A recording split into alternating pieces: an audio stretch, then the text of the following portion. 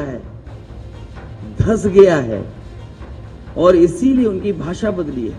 उनकी बूथ कमेटियां लूट कमेटी के तरह काम करने लगी हैं।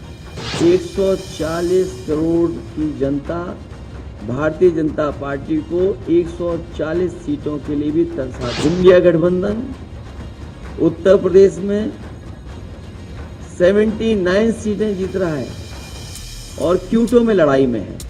जैसे जैसे लोकसभा चुनाव का फेज आगे की तरफ बढ़ रहा है, वैसे वैसे इंडिया अलायंस में भी जो सामंजस्य है वो अब दिखाई देने लगा है। जहां शुरुआती फेज में समाजवादी पार्टी और कांग्रेस दोनों अलग अलग दिखाई दे रहे थे, लेकिन अब 4 फेज की वोटिंग के बाद दोनों ही पार्टियों के नेताओं में एक साथ जुगलबंदी जो है अब परवान चढ़ने लगी है। और इसका नजारा बुधवार को लखनऊ में दिखाई दिया, जहां पर दोनों ही पार्टियों के शीर्ष नेतृत्व में एक साथ आकर प्रेस वार्ता की। यहां पर समाजवादी पार्टी की तरफ से राष्ट्रीय अध्यक्ष अखिलेश यादव तो मौजूद थे, तो वहीं कांग्रेस की तरफ से राष्ट्रीय अध्यक्ष मल्लिकार्जुन खड़गे एक साथ नजर आए। यहाँ पर प्रेस वार्ता में जहाँ सभी नेताओं ने अपने अपने बयान दिए, तो वहीं तीखा हमला अखिलेश यादव ने भारतीय जनता पार्टी पर किया। अखिलेश यादव ने हमला करते हुए कहा कि 140 करोड़ की जनता इन्हें 140 सीटों के लिए तरसा देगी। इतना ही नहीं, अखिलेश यादव ने भाजपा पर आरोप लगाया कि इन्होंने बूथ की लूट की है।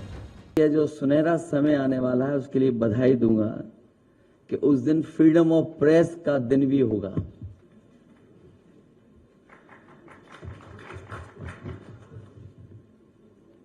मीडिया मुक्ति और फ्रीडम ऑफ प्रेस का दिन भी 4 जून होगा। भारतीय जनता पार्टी अपने ही नेगेटिव नैरेटिव में उलझ गई है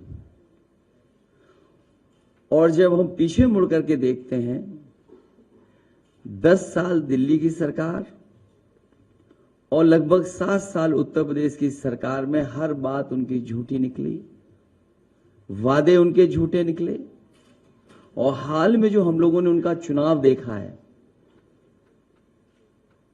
वो उनकी बूथ कमेटियां लूट कमेटी के तरह काम करने लगी हैं और जो जन समर्थन इंडिया गठबंधन के लिए जनता में दिखाई दे रहा है, आने वाले समय में 140 करोड़ की जनता भारतीय जनता पार्टी को 140 सीटों के लिए भी तरसा देगी।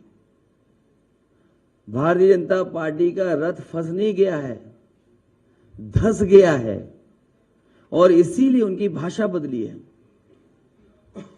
जो उन्हें अपने काम पर वोट मांगना था,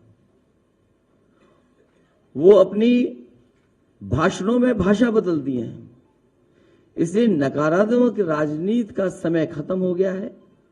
लोग और देश की जनता बदलाव चाहती है।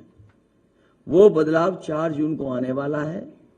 इंडिया गठबंधन की सरकार बनेगी। फिलहाल 4 चरणों की वोटिंग के बाद उत्तर प्रदेश में पूर्वांचल की तरफ राजनीतिक जो चुनाव है वो बढ़ चला है। ऐसे में आखिरी फेज तक भाजपा के कई बड़े चेहरों की साख जो है अब दांव पर लगी हुई है और इसके साथ ही साथ 1 जून को प्रधानमंत्री मोदी की सीट बनारस में भी मतदान होना है। ऐसे में देखना होगा कि आगे आने वाले समय में इंडिया गठबंधन और एनडीए में कितनी ताकत दिखाई देती है।